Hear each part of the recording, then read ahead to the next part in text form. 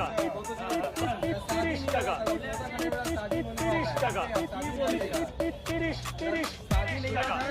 ঘুমা থেকে পরোটা যাই, শিয়ালদাতে মানুষ খায়, ঘুরে আমি পরোটা বেলি, বাজার আমি কাটিয়ে চলি।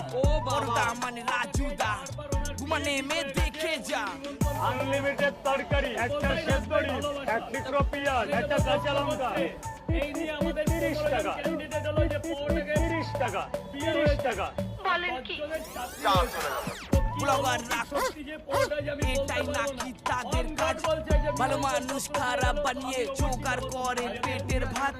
কেউ ভাইরাল হলে এই নাম ভাঙিয়ে চলে, এই সারাদিন খায় খিস্তি, তবু রিভিউ দেবে মিষ্টি।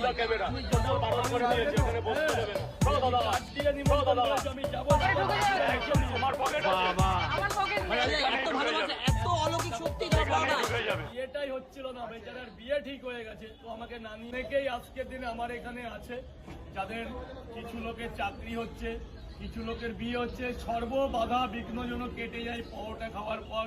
মানুষের হলো খাবার পেটে না দিলে কোনো দাম নেই, খেতে হবে আর লড়তে হবে, তাহলেই সব পারবে।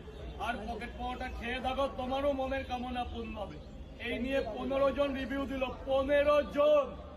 বাপ রে বাপ। তাহলে যাচ্ছ তো দাদার বিয়েতে? অবশ্যই যাও, অবশ্যই যাও। ঠিক আছে, আসবে। Thank you. আসবে, ঠিক আছে।